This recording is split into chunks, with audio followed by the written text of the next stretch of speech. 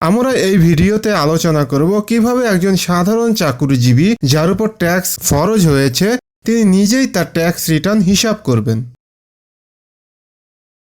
বাংলাদেশ সরকারের বেঁধে দেওয়া নিয়ম অনুযায়ী যদি কোনো নাগরিকের বার্ষিক আয় 2,50,000 টাকার অধিক অর্থাৎ মাসিক আয় প্রায় 20,834 টাকার বেশি হয় তবে ওই নাগরিককে ট্যাক্স প্রদান করতে হবে। ট্যাক্স ক্যালকুলেশনের জন্য প্রথম পদক্ষেপ হিসেবে আপনাকে মাথা ঠান্ডা রেখে নিরিবিলি পরিবেশে স্টেপ বাই স্টেপ হিসেব করে গেলেই চলবে। তো আসুন এবার মূল কাজে।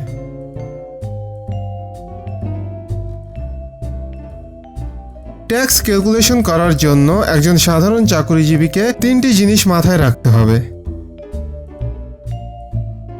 প্রথম নম্বর হচ্ছে বেতন বা স্যালারি, দ্বিতীয় নম্বর বেতন বাদে অফিস থেকে আর্থিক আর যে সকল সুবিধা তিনি পেয়ে থাকেন তা, এবং 3 নম্বর হচ্ছে কর রেয়াত বা ট্যাক্স এক্সাম্পশন পাওয়ার জন্য সরকার যেসব ইনভেস্টমেন্ট ঠিক করে দিয়েছেন তা। একে আমরা বলবো অ্যালাউয়েবল ইনভেস্টমেন্ট। এবার আসুন স্যালারি বা বেতন নিয়ে আলোচনা করি। বেতন বলতে আমরা বুঝি সর্বসাকুল্যে বেতন অর্থাৎ মোট বেতন, ইংরেজিতে যাকে বলে গ্রস স্যালারি। তবে আরেকটি স্যালারি আছে যাকে বলে বেসিক স্যালারি।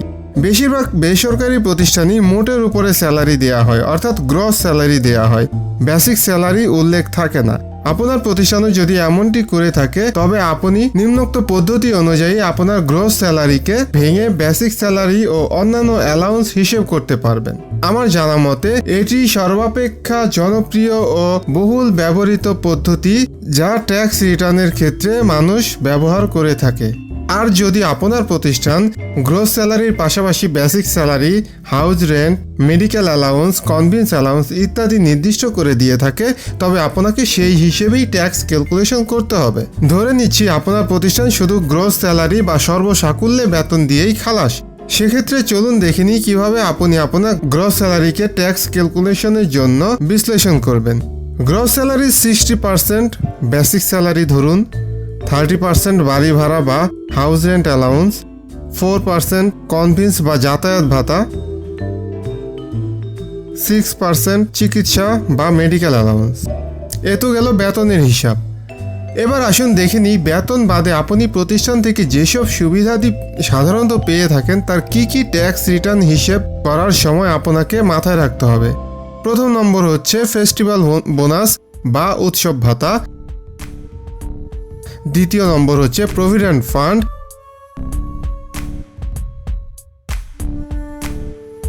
তৃতীয় নম্বর হচ্ছে পারফরমেন্স বোনাস এবং চতুর্থ নম্বর হচ্ছে ছুটি ভাতা।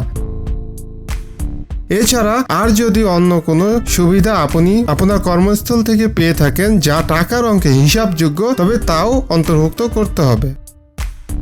অপরদিকে অ্যালাউয়েবল ইনভেস্টমেন্টগুলো হচ্ছে 1. কিছু নির্দিষ্ট বীমা পলিসি বা ইন্স্যুরেন্স যেমন জীবন বীমা, সন্তানের শিক্ষা বীমা ইত্যাদি ইত্যাদি। 2. সঞ্চয়পত্র ক্রয়। 3. শেয়ার মার্কেট থেকে শেয়ার কেনা। 4. এবং এরকম আর যদি কোনো ইনভেস্টমেন্ট আপনি করে থাকেন যেমন তথ্য প্রযুক্তি খাতে জনগণকে উৎসাহিত করতে সরকার ডেস্কটপ কম্পিউটার ক্রয়ে 50,000 টাকা ও ল্যাপটপ ক্রয়ে 1 লক্ষ টাকাকে এই অ্যালাউয়েবল ইনভেস্টমেন্ট হিসেবে দেখিয়ে তা থেকে কর রেয়াত বা ট্যাক্স এক্সাম্পশন পাওয়ার সুযোগ করে দিয়েছেন। যেমনটা আমি আগেই বলছিলাম, এখানে আমি আলোচনা করব কিভাবে একজন সাধারণ চাকুরিজীবী নিজে তার ট্যাক্স রিটার্ন হিসেব করবেন। তো আমি উদাহরণস্বরূপ 3টি আকর্ষণীয় চরিত্র এখানে উপস্থাপন করব। আপনি যদি একজন অতি সাধারণ চাকুরিজীবী হয়ে থাকেন তাহলে আমি আশা করব এই 3টি চমৎকার চরিত্রের বেতন কাঠামো ও পারিপার্শ্বিক আর্থিক অবস্থার অনেক কিছু আপনার সাথে মিলে যাবে এবং এখান থেকে আপনি আপনার নিজের ট্যাক্স ক্যালকুলেশন হিসাব করার প্রয়োজনীয় মাল মশলা পেয়ে যাবেন।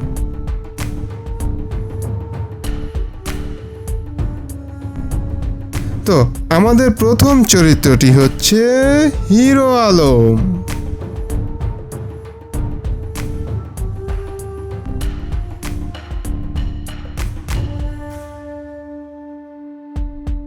দ্বিতীয় চরিত্র হচ্ছে ট্রাম কাকু।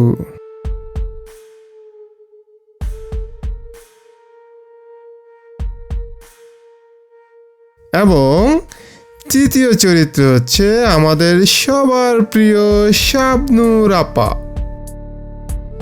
আবারও বলছি, প্রথম জন হচ্ছেন হিরো আলম,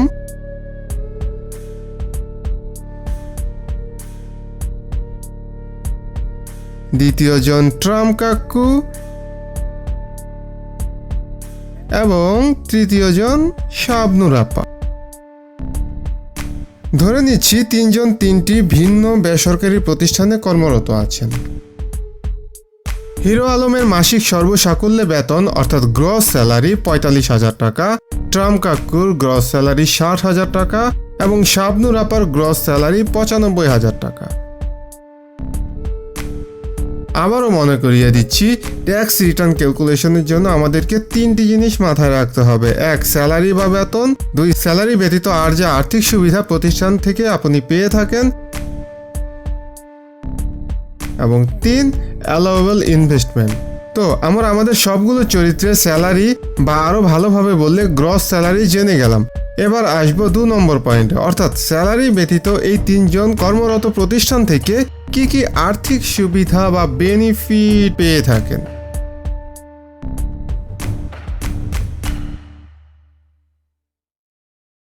আপনাদের সুবিধার্থে আবারও আমি বেনিফিটের পয়েন্টগুলো মনে করিয়ে দিচ্ছি। প্রথম নম্বর হচ্ছে ফেস্টিভ্যাল বোনাস বা উৎসব ভাতা, দ্বিতীয় নম্বর প্রভিডেন্ট ফান্ড, তৃতীয় নম্বর পারফরমেন্স বোনাস এবং চতুর্থ নম্বর ছুটি ভাতা। এবং আর যদি কোনো সুবিধা আপনি আপনার কর্মরত অফিস থেকে পেয়ে থাকেন যা টাকার অঙ্কে হিসাবযোগ্য, তবে তা। অপরদিকে আমাদের তৃতীয় নম্বর বা সর্বশেষ পয়েন্ট ছিল কর রেয়াত বা ছাড় পাওয়ার জন্য সরকার অনুমোদিত ইনভেস্টমেন্ট বা অ্যালাউয়েবল ইনভেস্টমেন্ট, যার মধ্যে আছে কিছু নির্দিষ্ট বীমা বা ইন্স্যুরেন্স, ২. সঞ্চয়পত্র ক্রয়, ৩. শেয়ার মার্কেট থেকে শেয়ার কেনা, ৪. এরকম আর যদি কোনো অ্যালাউয়েবল ইনভেস্টমেন্ট থাকে। এবার দেখে নিই আমাদের প্রথম চরিত্র অর্থাৎ হিরো আলমের স্ট্যাটাস।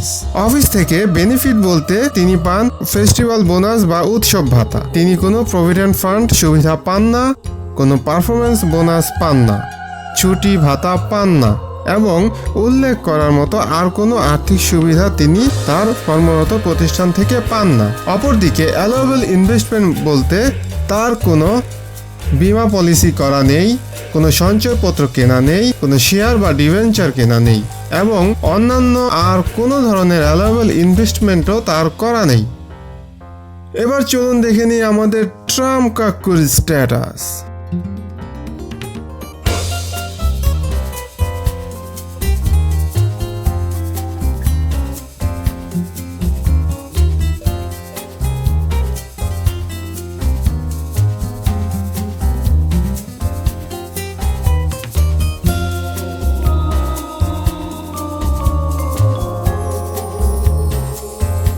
ট্রাম্প কাকু অফিস থেকে উৎসব ভাতা পান, কোনো প্রভিডেন্ট ফান্ড সুবিধা পান না, পারফরমেন্স বোনাস পান না, ছুটি ভাতা পান না আর অন্য কোনো উল্লেখ করার মতো আর্থিক সুবিধাও তিনি তার কর্মরত প্রতিষ্ঠান থেকে পান না।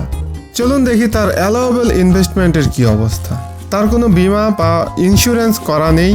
দুঃখের বিষয় হচ্ছে আমাদের ট্রাম্প কাকু বিভিন্ন সময়ে বিভিন্নভাবে বিভিন্ন জনের কাছ থেকে প্রত্যাখ্যাত হচ্ছেন এবং সমালোচিত হচ্ছেন। তবে আমাদের ট্রাম্প কাকু কিন্তু খুবই চতুর, তিনি ট্যাক্স রিটার্ন হিসাব করার ক্ষেত্রে খুবই কৌশলী। তাই তো তিনি ১ লক্ষ টাকার সঞ্চয়পত্র ক্রয় করেছেন কর রেয়াত বা করে ছাড় পাওয়ার জন্য। তিনি শেয়ার মার্কেটে কোনো ইনভেস্ট করেননি। তবে ওই যে বলেছি তিনি খুবই চতুর ও কৌশলী। তিনি সন্তানের জন্য ৪০,০০০ টাকা দিয়ে একটি ল্যাপটপ কিনেছেন, যার কারণে তিনি আয়কর জমাদানের সময় কর রেয়াত পাবেন। তার মানে হচ্ছে ল্যাপটপ পেয়ে শুধু সন্তানই খুশি না, কর রেয়াত পাবেন বলে তিনি নিজেও খুশি। অর্থাৎ তিনি একটি আদার অ্যালাউয়েবল ইনভেস্টমেন্টও করেছেন।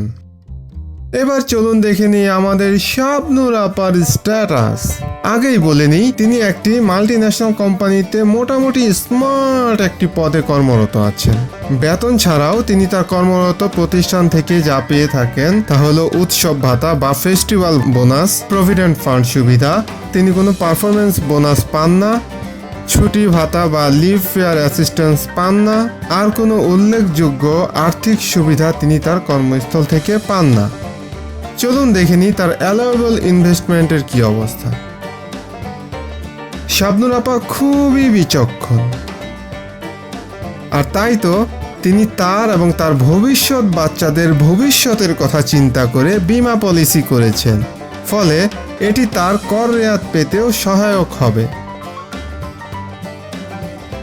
তার একটি 1 লক্ষ টাকা মূল্যের সঞ্চয়পত্র কেনা আছে। তিনি শেয়ার মার্কেটে কোনো বিনিয়োগ করেননি, তার আর কোনো অ্যালাউয়েবল ইনভেস্টমেন্ট করা নেই।